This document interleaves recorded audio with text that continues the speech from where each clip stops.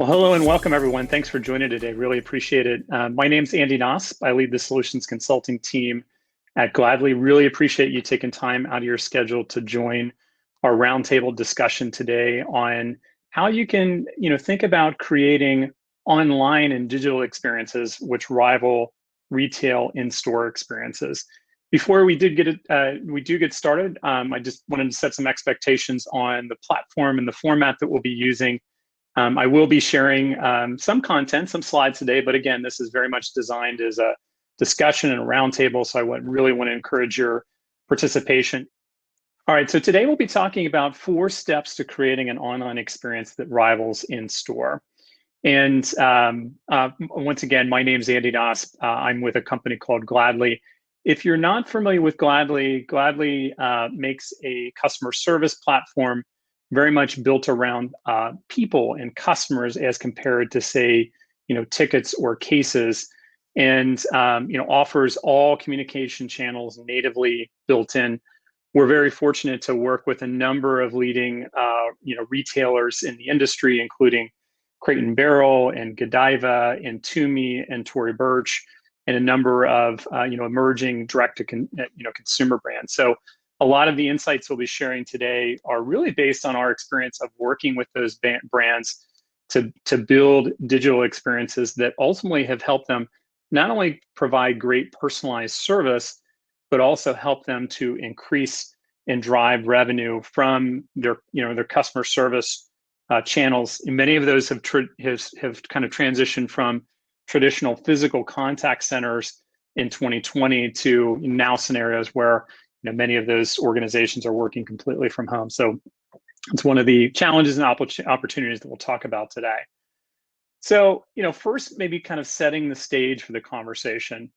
Every year, Gladly produces a consumer expectation survey. We most recently did that in the first half of 2020. In fact, we're in the process of now refreshing that for 2021 and looking forward to sharing the results from that survey. But I wanted to share a few key takeaways from the most recent survey that we had conducted and produced. And first, that many consumers told us that they really, really value personalized service, even more so than personalized marketing.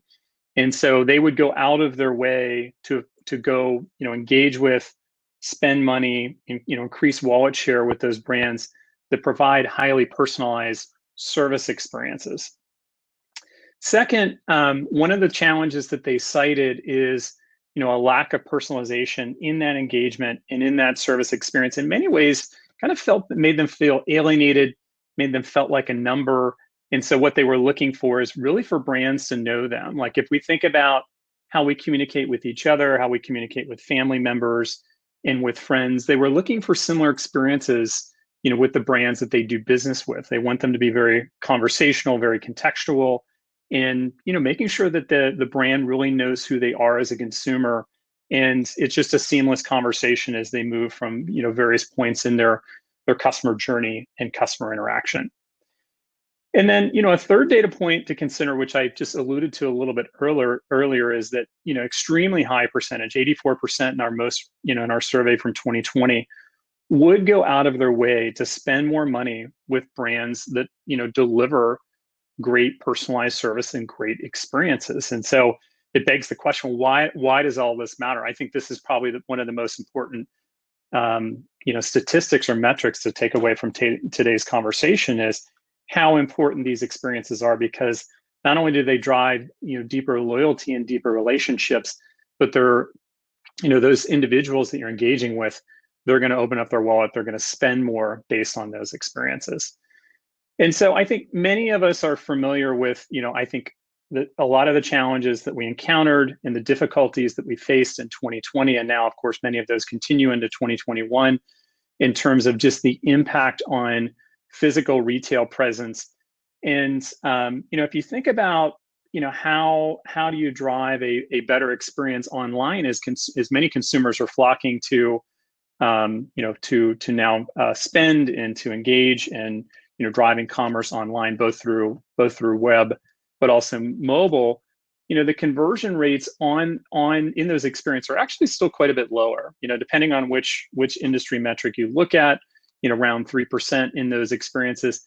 But if you compare that to historical traditional in-store conversion rates, those are much, much higher, 15 to 25%. And so it begs the question, is like, how do you close that gap? How do you create those online experiences that are going to bring us closer to, the 15 to 25% conversion rates? And so, so why, it begs the question, and, let's maybe examine a little bit further. Why do online stores, ultimately, or why do, kind of physical stores ultimately convert so much better than a traditional online presence? And so just very starkly kind of putting them side by side, if you think about the typical consumer experience of, engaging in a physical retail store as compared to an online presence, first it starts with the greeting. The consumer enters the store, they're often greeted by associate. They have more of kind of often will have a experience where they're browsing products. They can, find the associate, engage in a conversation, ask questions about that product, look for recommendations, from the associate or even the peers in the store. It's an opportunity to ask questions and get recommendation. It's a personalized checkout experience, often very friendly. And that can be, quite a kind of a drastic contrast to the typical online or the typical mobile experience. So, the consumer is going to visit the website. Depending on how you've actually instrumented your brand presence online in your web, they may or may not get a greeting. They of course can browse for products and they can search and filter.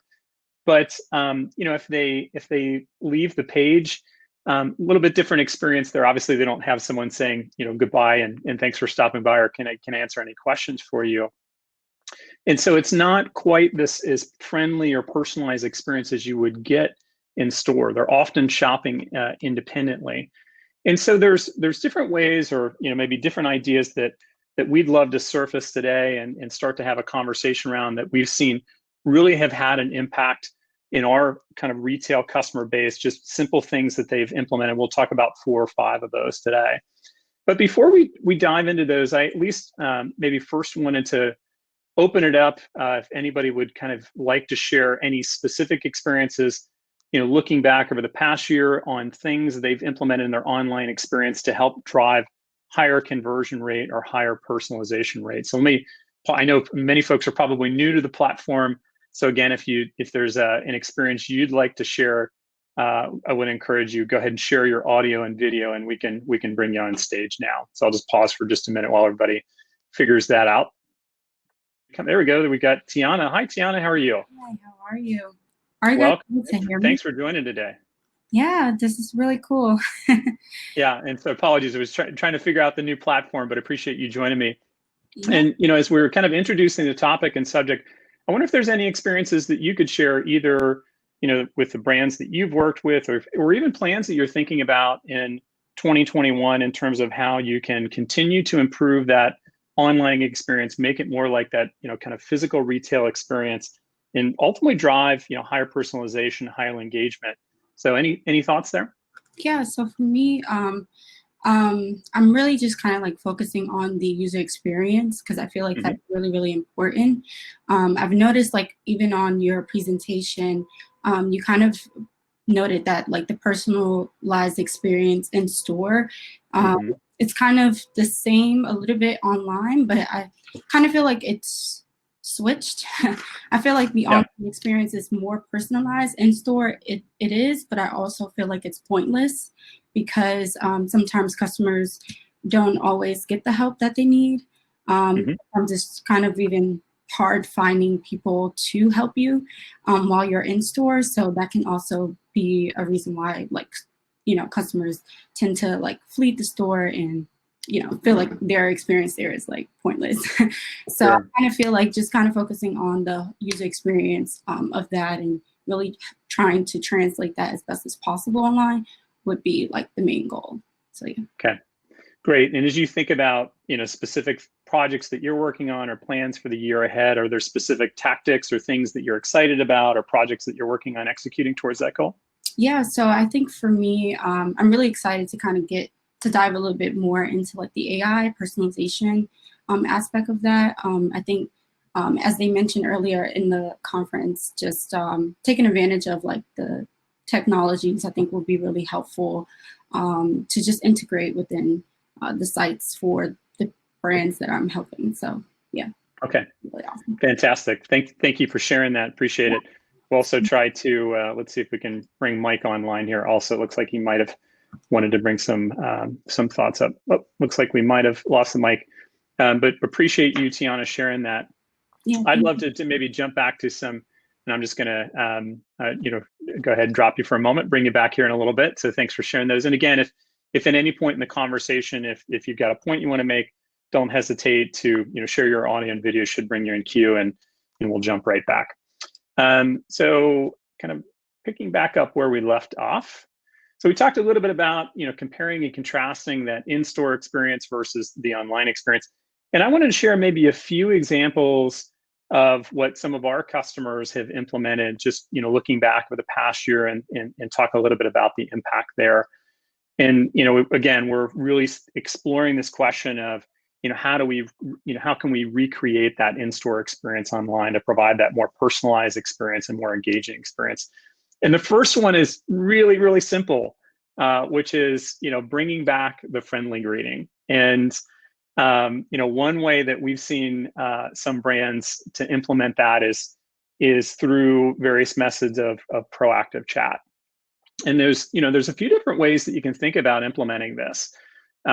First of which is time-based. If you've got a consumer that are on your website, or they're in your app for a certain period of time, and particularly if they're if they've been looking at a particular category or a particular product or a particular brand for a period of time, that's an opportunity to engage and start a conversation with them and understand more about them if they have specific questions about that product.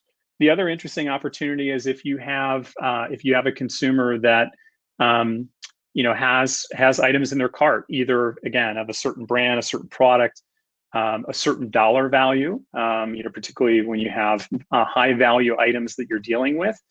It's great to first reach out, greet them, say hi, how are you doing? Any questions that I can help you with? I've shared just one simple example from direct to consumer brand Allbirds that Gladly is very proud to partner with, and they power their customer service experience through Gladly, and just one way that they've actually implemented that. So this is just one really simple way to start the conversation, to engage the consumer, give them the opportunity to address any questions that they have, make recommendations on other products or services that your brand offers, and then carry on the conversation from there. And so it's a little bit different experience than they come to the website, there's really no engagement. So just great way to engage the consumer. So I've shared a couple other examples. I just wanted to maybe provide a little more details on those. I mentioned triggering by product value, for example.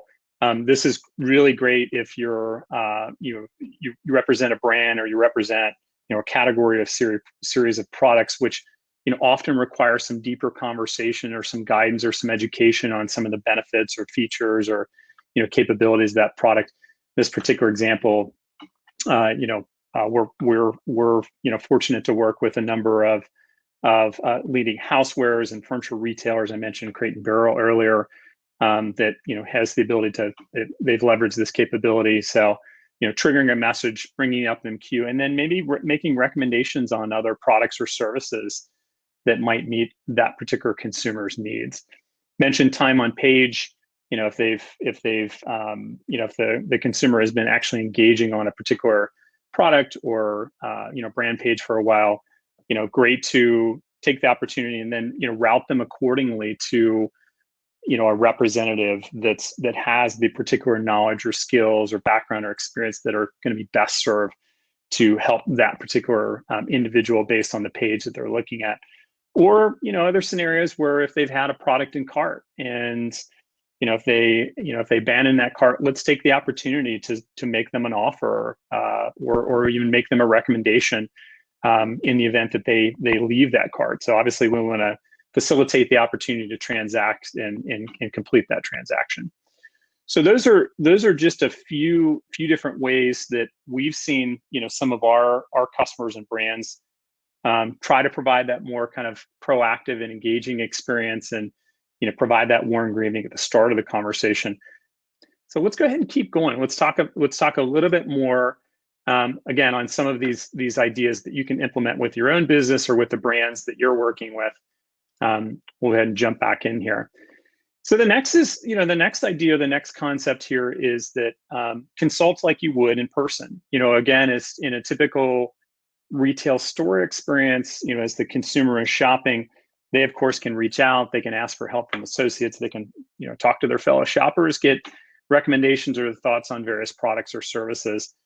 And so, one way to make that more kind of more of a personalized experience really starts with knowing the consumer. And what I'm actually showing you on the right is, it's actually a quick screenshot from Gladly, and this is how some of our customers have set up the environment. But a few things should stand out here. Number one, we're a big believer that the first few seconds of every customer service interaction really matters. So you want to present all the relevant details about that particular customer. That could include information such as their customer status, if you have a loyalty program, what level or tier they are within that program. Maybe some insight on how long they've been a customer with your organization, how much history. And if you have details on whether it's, annual spend or lifetime spend, some indication of, have they been a consistent or have they been a loyal customer? Also, our observation has been in working with many organizations that, if you have a consumer that reaches out to your customer service organization, it's often regarding a recent or a past purchase. So it might be helpful to surface all the relevant details on some of those recent purchases, and some information about those. That way, your team is going to be in much better position to help that particular customer, since they've got those relevant details right there in front of them and can take action on those. And then, also maybe just any kind of relevant details that help your team to know that customer better. And I've shared, just one example there. And, in fact that our customer Julie here is a world traveler, and, it's just an opportunity to build a deeper relationship with that customer and get them to know better. But the goal here is that we want to avoid, one, we want to have all the details right there in front of you. But two, we want to avoid those kind of repeat and recap situations. I think all of us have been, had a experience or two as a consumer where we've engaged with a brand and we've explained what we were trying to accomplish or the problem that we were trying to solve, and maybe we get transferred to a different team and we have to explain that again. That's very frustrating. And one of the things that we do within Gladly is bring all of the interactions and all of that history of communications together in one chronologically ordered timeline, much like you'd see in a modern messaging application like an iMessage or a Facebook Messenger, where it kind of very neatly organizes all of those communications. That way, it's readily available to your team as you engage. You've got all the relevant context for that particular consumer, and can just pick that conversation, right where it left off. And again, this is all about being able to consult with them, being able to kind of provide that personalized insight, and just pick up that conversation right where it was before. We'll go ahead and keep going. We'll kind of dive into our next idea or our next concept, and that's don't be shy about closing. And so I think it's interesting that my observation in working with a number of retail brands is initially there's been some hesitation about selling through customer service channels or thinking about customer service channels as a revenue generation opportunity. And I think, first and foremost, I think one thing you can do is just make that purchasing process really easy. And there's a few different ways to do that. First and foremost, obviously, we want to address the question and solve the problem that the consumer is trying to solve. And that is absolutely job one. But I think where we're seeing many organizations go is that, they want their team to, solve the problem first, but be a service organization that is comfortable in selling.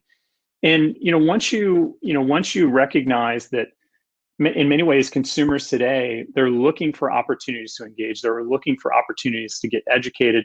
And in this, in the kind of the current situation that we're in with COVID, we've actually observed many consumers that are looking for kind of a guided shopping experience where they'll actually contact a customer service organization or an agent, and they're just simply looking to have a conversation while they're shopping. They're looking for some insights and some recommendations, much like they would have in the retail store experience.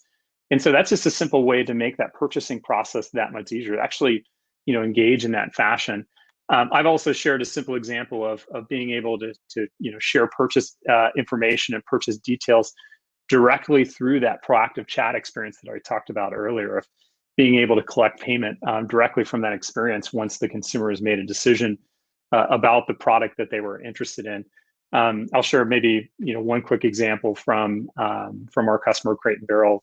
They've actually implemented in-chat payments, and just in the past year alone, they've been able to generate an incremental $2 million in additional sales through that chat payments capability, of just making it that much easier for their consumers to be able to complete that transaction as they're finishing out that conversation with their team about that product or service. And so that's one really simple way.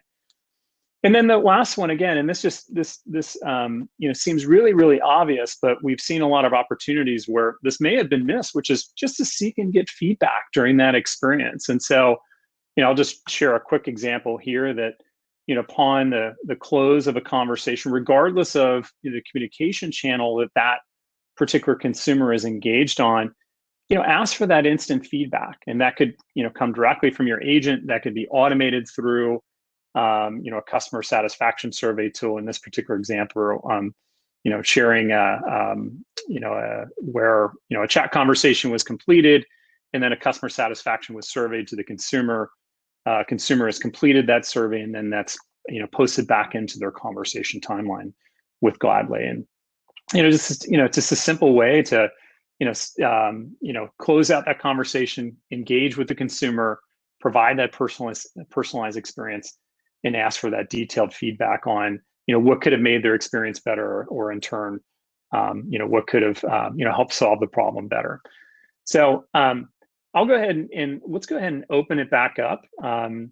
And so we've talked about just a few ideas. I'm actually going to go ahead and stop sharing for a moment, and we'll go ahead and disengage that. As we talk more broadly about this, topic of, how do you make that online experience more similar to, the physical retail store experience, and other ways you can provide more personalized experiences and personalized services. I'd love to hear any additional thoughts that you have, or things that you've implemented in the past year that you've seen to be impactful, or things you're interested in or excited about. Hi, Taylor. Hi, how are you? I'm doing great. Welcome. Thanks for joining. Of course, thanks. I actually have more of a question rather than a suggestion or an idea. So I know you talked about, abandoning cart and how that's a big thing, and you're sending messages on like, we'll give you 10% if you come back and buy. Are you guys worried that customers will catch on and purposely abandon cart in order to get the discount? Yeah, it's a great question, and that can be a concern, particularly if you're. I guess my guidance there is, obviously you need to look at the analytics in terms of both the uptake and the usage, and even scenarios where you're observing consumer behavior whereby they're simply just adding a product and then immediately taking out just to trigger that promo. And so, as I made that as a suggestion, obviously we want them to still transact if they are abandoning cart. But at the same time, I think we need to be mindful that, you're looking at having on your consumers, that, the sort of behaviors that they're not, just as you're suggesting, maybe gaming the system. Great. And then I also have an additional question about the chatbots and how people, want to interact just like they would if they were in a store. Is the chatbot like typing, or is it more of a video thing where you can walk through the website with someone, like a Zoom, but you're on the website shopping, like a personal shopper experience? Yeah. And so in some of the examples I shared earlier, those were, digital kind of text-based experiences. My observation has been in speaking with a number of retailers recently is there is definitely a lot of interest in both video as a channel to engage, whether it's through Zoom or other platforms to actually engage side by side with consumers. That's something personally we're really excited about. And then the other one is, which is you described it more of a co-browse experience where they can actually shop along with the consumers. I think those are both really, really exciting opportunities. I know some brands have already made that investment. Others are, looking to make that investment in the year ahead. Some of the earlier examples I shared of, delivering that kind of proactive chat, that's very much a digital experience that can be facilitated both through, automation and AI and chatbots. But also, the other thing I would encourage you there is that, depending on your experience in working with chatbots, obviously you still want to give that consumer the opportunity to be able to chat with a live agent where needed. I think you'll, at least our observation is, AI and chatbots will take you so far, and they're really great for, more transactional experience, things like Wizmo and looking for the status of your order or just kind of, quick problems with quick solutions. But as you get into more of a complex problem, or if you have a consumer that's looking for more guidance, that's probably a situation where you might, want to engage them and escalate them to a live agent to facilitate that. But yeah, thanks for your question. And yeah, personally really excited on, some of the opportunities coming up, as we look ahead for, technologies like, video and co-browse. Okay, well, at this point, I don't see anyone else in queue. Just, first of all, just want to thank you for joining today. Really appreciate it. Hope you found our breakout session helpful. If you'd like to continue the conversation, we'd love to do so. Don't hesitate. You can go directly to gladly.com. You can also reach me via LinkedIn. And just wanted to say have a great day and enjoy the rest of Retail Innovation Week. Really appreciate your time, and thank you very much.